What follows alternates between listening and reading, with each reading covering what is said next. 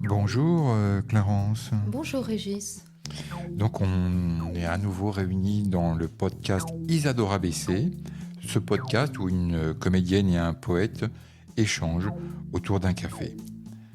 La comédienne c'est Clarence Massiani, le poète c'est Régis Dequet, et le thème d'aujourd'hui c'est un thème de lecture de poésie sur des poèmes que l'on a choisis dans nos bibliothèques respectives. Clarence, est-ce que toi tu veux commencer ? Je commence avec un poème du livre Pas d'équerre de Judith Viard. Alors je tiens à préciser que ce n'est pas exactement un poème, mais ça a un rapport avec la poésie. D'accord, on t'écoute. Mes élèves de CAP menuiserie me consolent parce que la connexion Internet du lycée est encore une fois capricieuse et que le travail prévu sur le documentaire Le théâtre des Chibani est de fait impossible. Foued lève la main. Et si on continuait de travailler sur notre carnet de poésie ? Je mets Schubert, on sort les carnets bleus, on se crée un sas de tranquillité de 45 minutes dans la salle 204.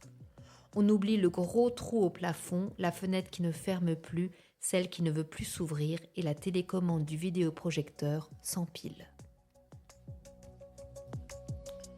Merci Clarence.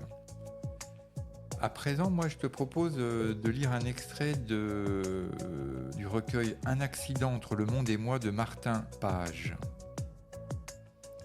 Là, je suis là. J'ouvre mes bras, entrée gratuite, vers ma poitrine fatiguée et mon cœur qui bat trop vite, trop fort. Il y a de petits sons doux en moi. Venez, écoutez.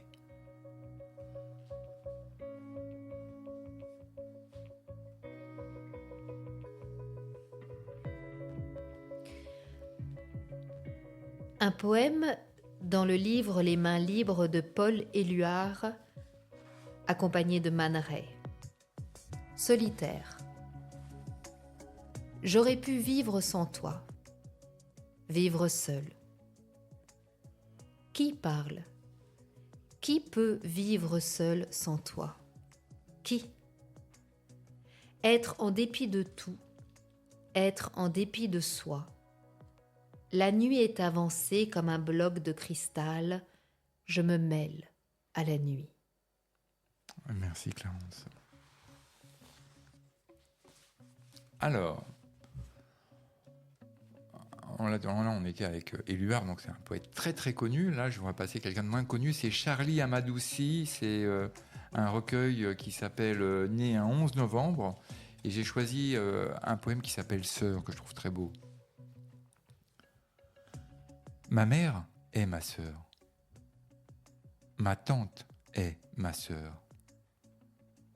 Mes sœurs sont bien sûr mes sœurs. Mes amis sont mes sœurs. Certains de mes frères sont mes sœurs. La lune est ma sœur. Le soleil est ma sœur. Tout ce qui enfante est ma sœur. Tout ce qui écoute est ma sœur. Tout ce qui donne sont mes sœurs. Le mot frère a été tellement abusé que seule une femme peut le réparer.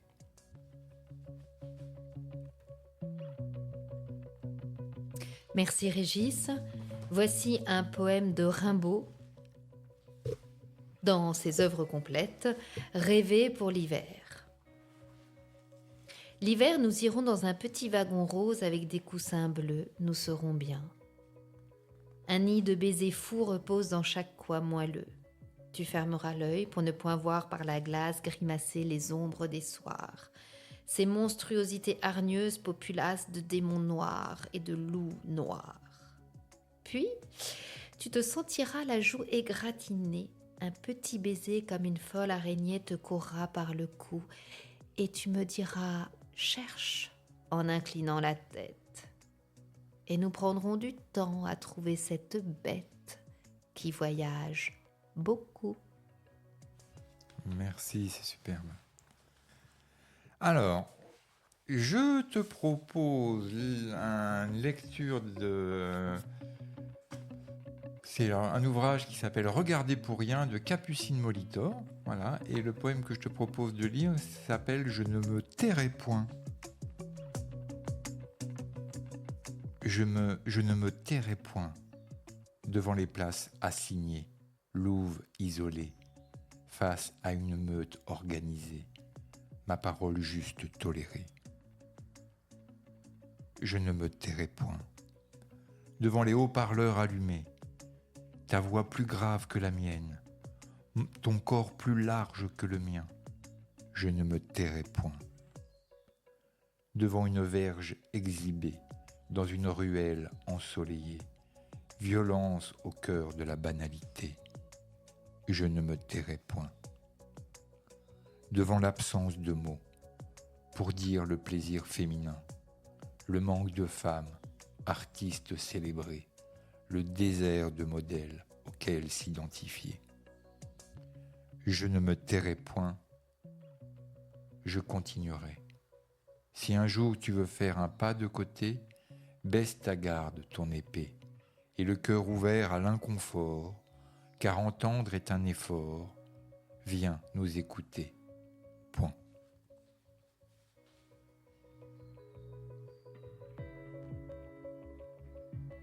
Nous allons partir maintenant à la découverte de Karin Boye, qui est une poétesse suédoise, et c'est un extrait de Pour l'amour d'un arbre. Ce poème s'intitule L'arbre. Quand ma porte est fermée, que ma lampe est éteinte, et que je reste enveloppée dans la laine du crépuscule, je sens bouger tout autour de moi des branches, les branches d'un arbre. Dans ma chambre que nul autre n'habite, l'arbre étend une ombre douce comme un voile. Il vit silencieux, il croît sans doute, il devient ce que veut un inconnu. Une puissance spirituelle, une puissance secrète a mis sa volonté dans les racines cachées de cet arbre. Parfois j'ai peur, je demande anxieusement, sommes-nous si sûrement amis ? Mais il vit calmement, il pousse tranquille, je ne sais vers où il tend, vers où il veut aller. Il est doux et magique d'habiter si près de quelqu'un que l'on ne connaît pas.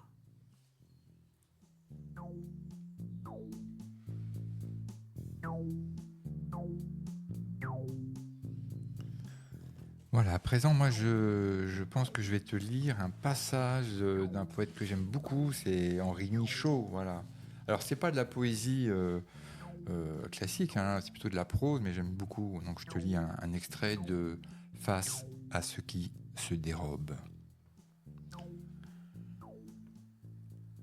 Soudain, pivote, dirait-on, enlacés ensemble, se détachent et de moi se libèrent mes deux pieds. Je venais de glisser. Cependant que mon corps, basculant de dessus la terre et soustrait à son emprise, s'engage en l'air, en arrière, quand plus soudain encore, dans mon dos, un brusque brutal se plaque contre moi, le sol évidemment, ce ne peut être que lui, le sol revenu. Sur quoi je gis maintenant inerte, un sol dur, un sol comme un père punisseur et intransigeant qui m'eût été guetté au retour de l'école buissonnière, une sorte de père quasi instantanément revenu, cassant, borné, buté, comme personne et totalement incompréhensif. C'est donc ça une chute ? Et c'est ça la terre ?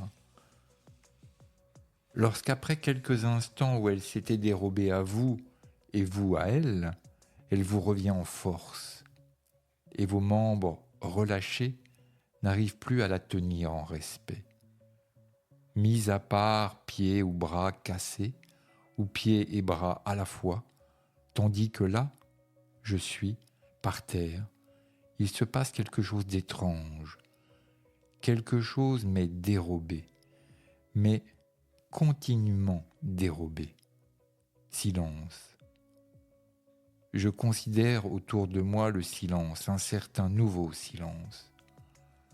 Sur moi, de vieilles fines aiguilles de mélèze tombées 1 an plus tôt adhèrent, poudreuses, d'un rouge brun de cannelle, à ma veste de laine bleue et à mon pantalon souillé.